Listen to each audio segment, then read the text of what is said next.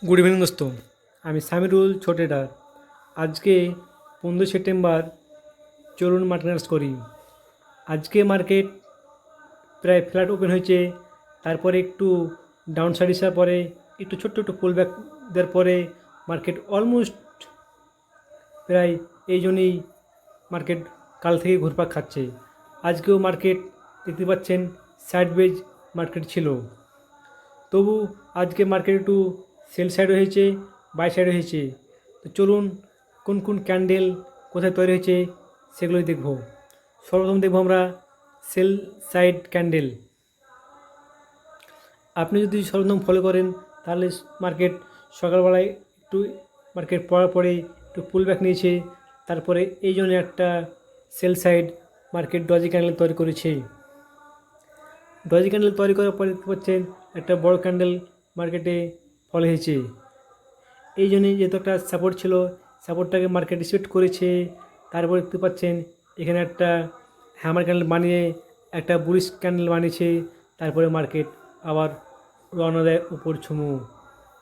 তারপরে এই জন্যে একটা শুটিং স্টার ক্যান্ডেল তৈরি করেছে, যেহেতু মার্কেট আজকে সেল সাইডে ছিল।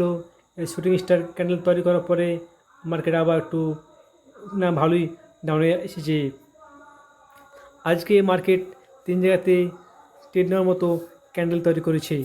সর্বপ্রথম যদি আপনারা ফলো করেন তাহলে এই জায়গাতে একটা ডজি ক্যান্ডেল তৈরি করেছে, আর এই জন্যে একটা হ্যামার ক্যান্ডেল, আর এই জন্যে একটা শুটিং স্টার ক্যান্ডেল।